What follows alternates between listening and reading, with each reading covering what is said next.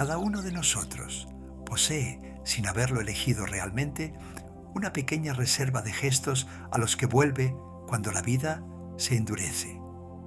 No son principios, ni siquiera convicciones. Son reflejos, aprendidos temprano, probados desde entonces, y también instalados que ya no necesitan decidirse. Los llevamos con nosotros a todas partes, y nos servimos de ellos con tanta constancia que nunca nos hemos tomado el tiempo de mirarlos. Algunos de nosotros nos endurecemos, la mandíbula se aprieta, la ternura se convierte en un lujo que no podemos permitirnos esta semana y avanzamos con la sola fuerza de la voluntad. Otros se muestran más visibles, más brillantes, presentes en todas partes, sobre la idea de que si no podemos resolver la dificultad, al menos podemos no dar la impresión de padecerla. Otros aceleran y se dispersan, dicen que sí a todo, se gastan en todas las direcciones a la vez, porque detenerse se parecería demasiado a una confesión. Son casi las 8 de la tarde. Una mujer sigue sentada en su coche, al pie de su edificio, con el motor apagado y el bolso todavía sobre las rodillas. La semana ha sido mala, nada dramático, solo la acumulación de cosas que no se sostuvieron. Todavía no sube, está reuniendo algo, y lo que reúne en esos 3 minutos de aparcamiento es exactamente nuestro asunto, la herramienta que va a tomar para sostener la noche. Todos tenemos esa herramienta. Casi nunca nos preguntamos si funciona, porque siempre estamos demasiado ocupados usándola como para evaluarla. Un viejo texto chino, el Tao Te Ching, propone al respecto un inventario distinto. Su autor escribe allí con la calma de quien abre una bolsa para mostrar lo que contiene. Tengo 3 cosas preciosas. Las sostengo y las conservo como un tesoro. La primera se llama el afecto. La segunda se llama la economía.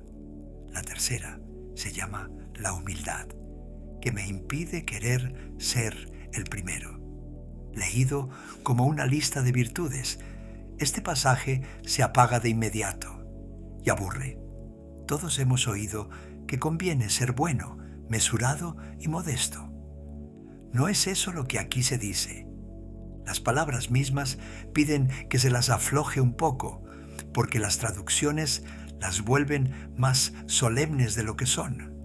La primera está más cerca de la ternura de una madre que de lo que llamaríamos compasión. No es una benevolencia general hacia la humanidad, sino el apego cálido, parcial, poco razonable, que sentimos por lo que es nuestro. La segunda es una palabra de casa. Imaginemos un hogar bien llevado en un invierno duro, donde nada se pierde y donde, precisamente porque nada se ha malgastado, queda algo para darle al vecino que llama a la puerta. La tercera no es un sentimiento en absoluto, sino la descripción de un lugar, no pasar delante. Puede observarse sintiéndose uno perfectamente seguro de sí. No se pide nada de nuestro estado interior, solo del sitio en el que nos colocamos. Es un alivio y vale la pena decirlo pronto. Ninguna de las 3 exige haberse convertido ya en alguien mejor. Miremos ahora lo que el texto hace a continuación, porque es ahí donde se vuelve extraño y donde merece toda nuestra atención. Explica para qué sirve cada una de esas 3 cosas, y lo que dice es que cada una es la fuente de un poder, no una cualidad amable, un poder exactamente aquellos tras los que todos corremos. Tengo afecto, dice, y por eso puedo ser valiente. Tengo economía, y por eso puedo ser generoso. No me atrevo a ser el primero, y por eso puedo llegar a ser aquel a quien todos siguen. Detengámonos en la estructura de esas tres frases, porque todas hacen lo mismo y lo que hacen desconcierta. Cada una nombra una cualidad suave, sin brillo, casi decepcionante. Y luego afirma que la cualidad dura y brillante que todos deseamos es su producto. El valor sale del amor, la generosidad sale de la contención, la influencia sale de quedarse atrás. En cada caso, aquello que perseguimos directamente aparece como el fruto de aquello que solemos saltarnos. Después llega la línea que constituye sin duda el corazón del capítulo, y es una advertencia. Pero hoy dice, se abandona el afecto para entregarse al valor. Se abandona la economía para entregarse a la profusión. Se abandona el último rango para buscar el primero. Y eso conduce a la muerte. El diagnóstico es de una exactitud desagradable. Queremos el fruto y por eso lo cortamos de su raíz. Queremos el valor sin el amor, la generosidad sin la contención, la estatura sin el borrarse. Y no entendemos por qué lo que obtenemos suena hueco, por qué su mantenimiento nos cuesta tan caro, ni por qué acaba siempre por faltarnos. Tomémoslas una por una, con el tesoro y su falsificación en cada caso. Nuestra época tiene del valor una imagen muy nítida, y esa imagen es dura. El valor es una armadura, es la que no siente nada, la que entra sin pestañear en la habitación difícil. Cuando tenemos miedo, intentamos, por tanto, volvernos más duros, suponiendo que la dureza es la materia de la que está hecha la valentía. Y funciona un tiempo. La dureza permite atravesar una reunión penosa, permite atravesar una semana. Pero observemos a alguien que vive de dureza durante un año. La persona se vuelve quebradiza, luego cansada de un cansancio que el sueño no toca, y cede un día por un sitio que nadie había previsto. La dureza no está alimentada por nada, es una crispación y bebe de una reserva que jamás rellena. Así es como tanta gente muy sólida durante muchísimo tiempo llega una mañana a un derrumbe que nadie vio venir, empezando por ellos mismos. Volvamos ahora a los momentos en que fuimos realmente valientes, no aquellos en que representamos la firmeza, sino aquellos en que hicimos de verdad la cosa que nos daba miedo. Casi siempre, mirando de cerca, había amor debajo.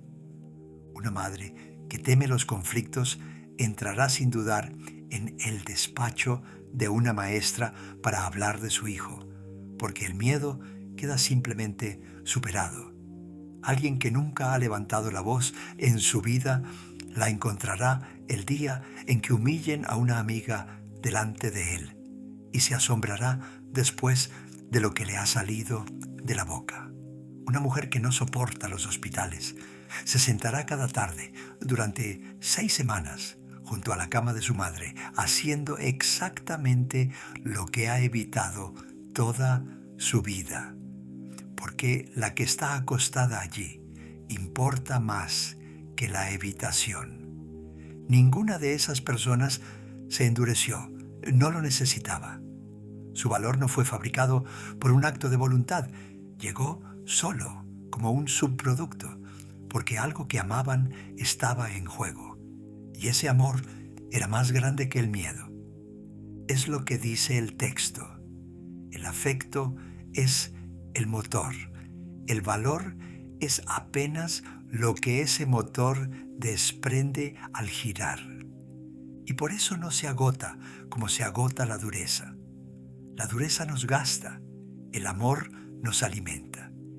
Quien actúa por apego puede sostener durante años una dificultad que quebraría en pocos meses a quien actúa por pura voluntad, y sale de ella desgastada, sin quedar vaciada, porque ha estado nutrida todo el tiempo por aquello mismo que la había puesto allí. El capítulo va más lejos, en una lengua casi marcial. Si se combate con el corazón lleno de afecto, se alcanza la victoria. Si se defiende una plaza, resulta inexpugnable. Puede oírse como una imagen. Es más bien una observación. Quien defiende lo que ama no calcula si el precio merece la pena, y por eso no se le puede desgastar subiendo el precio. No hay nada que negociar con él.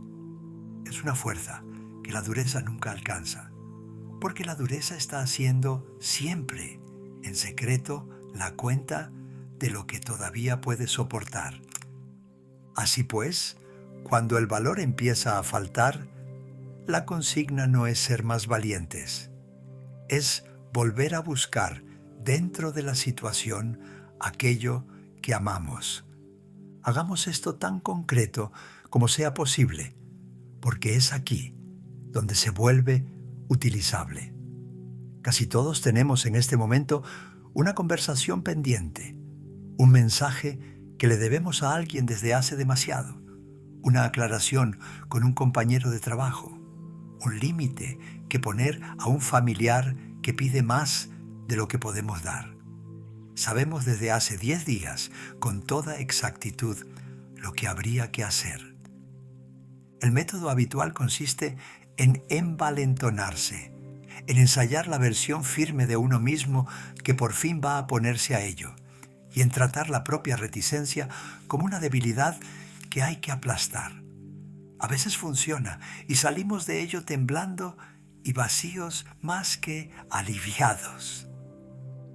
El otro método toma 30 segundos y cambia toda la textura del asunto. Antes de empezar, preguntarse por quién se hace. Las respuestas suelen estar ahí mismo. Hablamos con ese compañero porque el trabajo importa, o porque el resentimiento está estropeando en sordina algo que preferiríamos conservar. Ponemos ese límite porque queremos que la relación sobreviva y a este ritmo no sobrevivirá. Enviamos ese mensaje difícil porque esa amistad merece una palabra honesta antes que una retirada lenta y silenciosa. La dificultad no desaparece, pero el combustible cambia y el cuerpo lo nota, que es aquí el instrumento más fiable. El valor construido sobre la dureza tiene algo de apretado, de contraído. El valor construido sobre el apego es más pesado y más tranquilo. Pesa más y agarra menos. De ahí una prueba muy sencilla, que puede llevarse encima ya mañana. Antes de una cosa difícil, preguntémonos qué nos empuja realmente. Si la respuesta honesta es que no soportamos retroceder o que queremos demostrarle algo a alguien, andamos con dureza, y eso costará más de lo razonable y nos dejará vacíos incluso si sale bien. Si la respuesta honesta nombra a una persona o una cosa que nos importa, el suelo aguantará. Los dos se parecen mucho en la primera hora. Al tercer mes ya no tienen nada en común. Y esa diferencia es decisiva, porque la mayor parte del valor que una vida exige no es el valor espectacular, sino el valor largo. Volver 2 años seguidos a una situación difícil, seguir siendo dulce con una adolescente que no lo es, continuar trabajando honestamente allí donde la honestidad no se recompensa. La dureza no sabe hacer nada de eso, porque una crispación no se sostiene durante 2 años. El segundo tesoro se oye al principio como un consejo de ahorro, y es mucho más extraño que eso. El texto afirma que es la contención lo que hace posible el gran don. Tengo economía y por eso puedo ser generoso. Nuestro instinto dice lo contrario. Imaginamos a la gente generosa ancha, abierta, disponible, diciendo que sí, y vemos en la contención una cualidad pequeña y algo seca, reservada a quienes llevan la cuenta. Pero observemos lo que le ocurre a quien dice que sí a todo. Los hijos tienen una madre distraída que responde deslizando una pantalla con una mano. La amiga en dificultad recibe un mensaje cálido y ninguna visita. La pareja recoge lo que queda a las 11 de la noche y no queda gran cosa. Es generosa con todo el mundo en general y con nadie en particular. Su don se ha extendido tan fino que ya no puede nada por nadie. No era el amor lo que le faltaba, era la economía. Y sin economía, el amor no ha podido ser entregado. Es esto lo que el capítulo señala. Para dar sustancialmente a algo, hay que haber negado a muchas otras cosas. Quien puede dejarlo todo por una amiga en apuros es quien no se había comprometido ya 9 veces esa misma semana. El padre realmente presente en la cena es el que ha dejado el teléfono en otra habitación. Todo don verdadero se apoya en un montón de negativas discretas que nadie ve y que nadie agradece. La falsificación aquí es el gesto, el acto de dar visible, espectacular, costoso, cumplido de golpe y que no deja nada detrás. La gran promesa hecha con calor al final de una cena y jamás cumplida. El enorme esfuerzo volcado sobre alguien durante un fin de semana, después de meses de ausencia y antes de otros meses de ausencia. El gesto es el primo llamativo de la generosidad. Es fácil y es sobre todo para quien lo hace.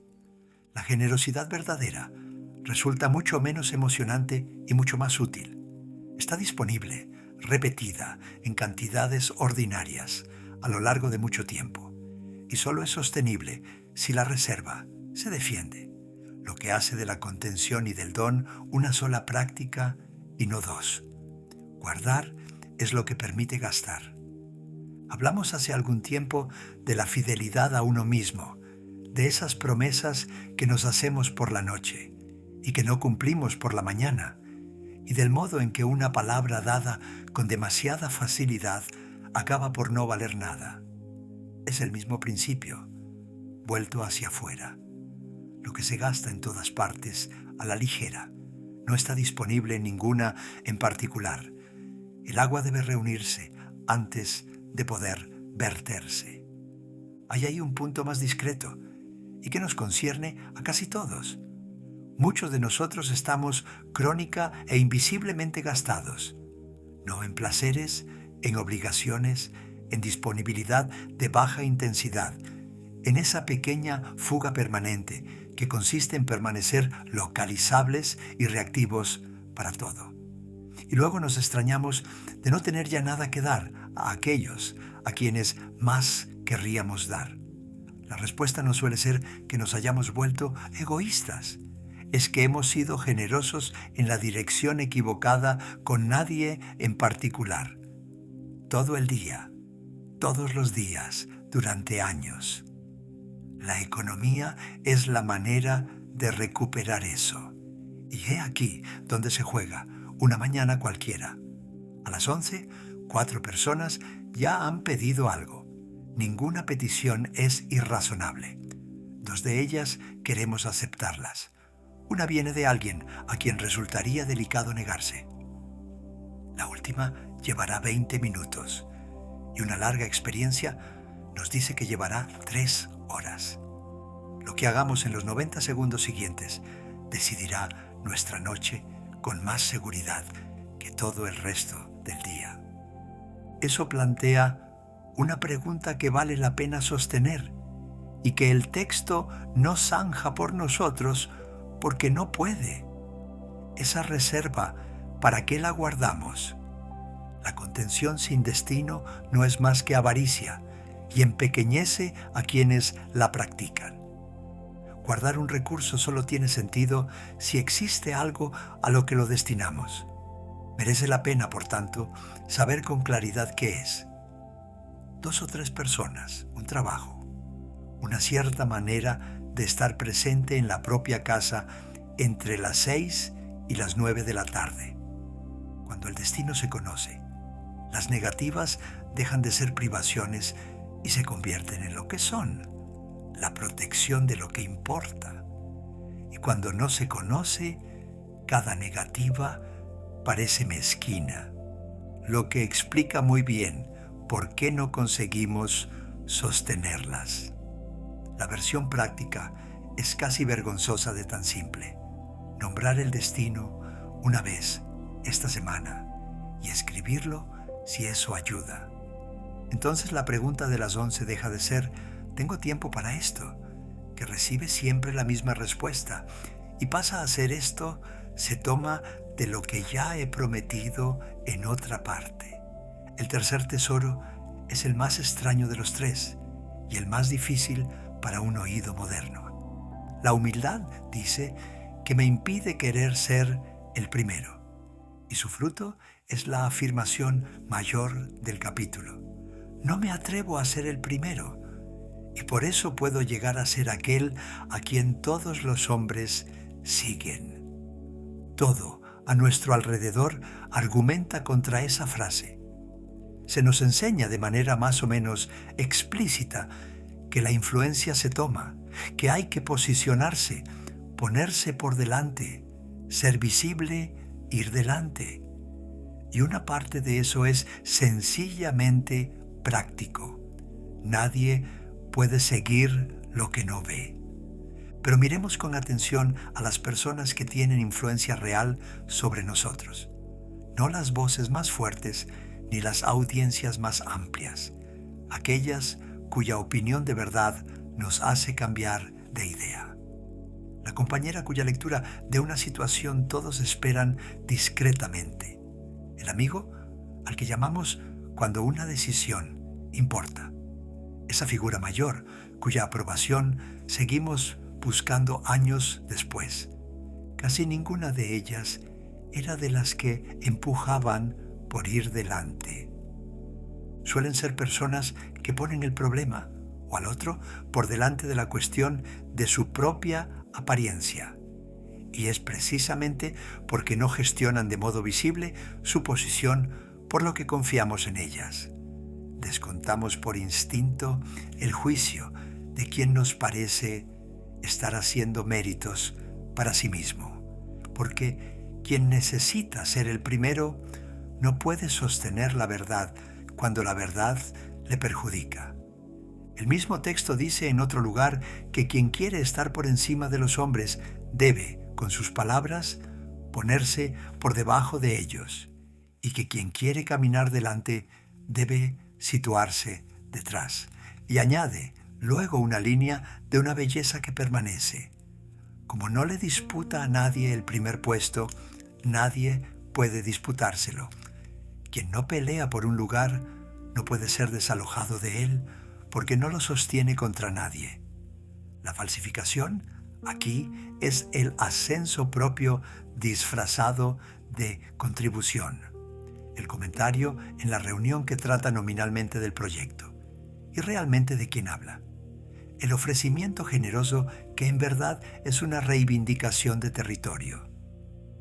Lo hacemos todos, la mayor parte del tiempo sin advertirlo, y por eso mismo se trata de una práctica y no de un rasgo de carácter. Anotemos también lo que este tesoro no es, porque es el que peor se entiende. No tiene nada que ver con borrarse, ni con pensar mal de uno mismo, ni con rechazar el mérito. Describe a alguien que ha dejado de organizar su conducta en torno a su propia precedencia. Esa persona sigue hablando, sigue haciendo un trabajo excelente, seguirá diciéndonos con franqueza que nos equivocamos. Simplemente ha dejado de necesitar llegar la primera. Y la enorme energía que la mayoría dedica a llegar los primeros le queda disponible para otra cosa. Por eso se la acaba siguiendo, no como recompensa a su modestia, sino como consecuencia directa del lugar al que su atención quedó libre de ir. Seamos honestos sobre lo que esto cuesta, o parecerá más fácil de lo que es. Imaginemos media tarde, una reunión, una conversación de familia, cualquier habitación donde se toma una decisión. Habla alguien que entiende la situación peor que nosotros. Se acerca un silencio y sentimos subir el impulso del todo ordinario y humano de establecernos, de dejar claro dónde está la verdadera comprensión en esa habitación. No tomar ese silencio resulta realmente incómodo y la incomodidad no tiene nada de imaginaria. Ocurrirá que veamos a alguien atribuirse una idea que era nuestra. Ocurrirá que callemos mientras una persona que sabe menos orienta una decisión. No hay truco que vuelva eso agradable. Lo que ayuda es recordar la escala de tiempo. Un lugar tomado por afirmación debe volver a tomarse sin descanso, en cada habitación, indefinidamente, puesto que descansa sobre la última impresión producida. Un lugar que se acumula porque uno es útil y honesto no necesita ser defendido, puesto que no se sostiene contra nadie. El primero es una actuación que hay que repetir. El segundo es una reputación que se queda ahí, tranquilamente. Y en ese silencio se esconde una práctica mínima, quizá lo más útil de todo el capítulo. Antes de hablar, preguntarse si es el argumento el que necesita decirse, o nosotros. A veces el argumento necesita decirse de verdad, y entonces hay que decirlo con sencillez y sin disculpas. Pero nos sorprenderá con qué frecuencia la respuesta honesta es la otra. Estas tres cosas no son tres consejos separados, y vale la pena decir por qué se sostienen juntas. Es que se sostienen unas a otras. El afecto sin economía se consume. Quien se apega a todo sin contención está agotado en un año y ya no ayuda a nadie. La economía sin afecto se convierte en acumulación, una vidita cuidadosa defendida contra todos, que es una pobreza disfrazada de sabiduría. Y mantenerse atrás sin las otras dos no es más que pasividad. Alguien que no avanza por nada porque no le importa nada lo suficiente. Tomada sola, cada una se agria. Sostenidas juntas, cada una aporta lo que a las otras les falta. El amor da una razón para actuar. La economía vuelve la acción sostenible a lo largo de años y no de semanas. El retirarse mantiene la acción dirigida hacia la cosa misma y no hacia nuestro reflejo dentro de ella. Por eso dice que sostiene las tres y las guarda como un tesoro, y por eso la advertencia final nombra los tres fracasos en un solo aliento. Abandonar el afecto por el valor, abandonar la economía por el gasto, abandonar el último rango por el primero. Es un solo error cometido en tres lugares, y el error es siempre el mismo. Queremos la cosa visible y nos saltamos la cosa invisible que la produce. Queda entonces la pregunta honesta: si es así, ¿por qué seguimos haciéndolo? Porque el fruto es rápido y la raíz es lenta. La dureza funciona esta tarde. El amor tarda años en volverse algo sobre lo que apoyarse. El gran gesto produce su efecto en la cena de esta noche. La disponibilidad tranquila se demuestra a lo largo de una década. Ponerse por delante se nota este trimestre. Llegar a ser alguien cuyo juicio pesa exige media vida de trabajo. Bajo presión, y estamos bajo presión la mayor parte del tiempo, tomamos lo que paga antes del viernes. Y las raíces son invisibles, de modo que parecen no contar. Nadie ve las invitaciones rechazadas para que quedara algo para la propia casa. Nadie aplaude el instante en que decidimos no convertir la reunión en un asunto personal. El mecanismo está oculto. El fruto está a la vista. Y acabamos creyendo que el fruto es la planta entera. Una dificultad merece nombrarse antes de terminar. Las falsificaciones se detectan muy bien en los demás y casi nada en uno mismo, porque desde dentro llegan siempre acompañadas de una historia razonable. Mi dureza es necesaria ahora mismo. Mi exceso de compromiso es lo que hace una persona responsable. Mi visibilidad solo sirve para que el buen trabajo se vea. Cada una de esas frases puede ser cierta, y es justamente eso lo que vuelve el ejercicio difícil. La única salida es plantear la pregunta con suavidad y no como una acusación. No soy alguien interesado que se queda sin respuesta. Simplemente, ¿para qué servía esa cosa concreta?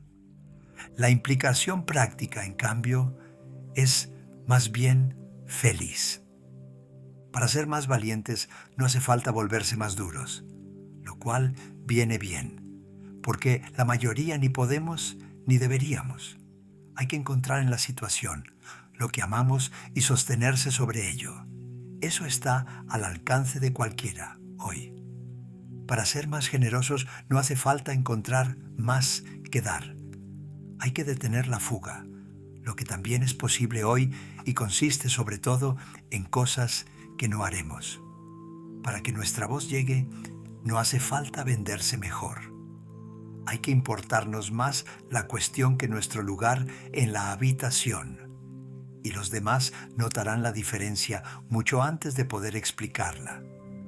En los tres casos, el trabajo se hace en la raíz, más en silencio, más despacio, con mucha menos satisfacción inmediata. Y en los tres casos el fruto llega solo, sin haber sido perseguido, que es toda la lógica de este capítulo y en cierto modo toda la lógica de esta tradición. Volvamos entonces a nuestro punto de partida y a esa mujer inmóvil en su coche, al pie de su casa. Cada uno de nosotros tiene ya una caja de herramientas para los momentos duros. No las elegimos deliberadamente. Las recogimos jóvenes, en una familia, un oficio, una temporada difícil, en un momento en que eran de verdad lo mejor que había para tomar. Hay que estarles agradecidos. Nos han traído hasta aquí. Pero vale la pena preguntarse, al menos una vez, si siguen siendo las adecuadas, si la dureza que nos hizo atravesar los 20 años nos sirve todavía. Si el sí a todo sigue siendo generosidad, o si se ha vuelto sordamente una fuga. Si la necesidad de ir delante, que en su día nos dio un punto de apoyo, no cuesta hoy más de lo que rinde, y vale la pena advertir que un hombre muy lejos de nosotros, ocupado con la misma pregunta, respondió que llevaba tres cosas y las guardaba como un tesoro: el afecto, la economía y no querer ser el primero. No son cosas impresionantes de llevar encima. Nadie las verá, pero todo lo que de verdad queríamos ya crecía sobre ellas.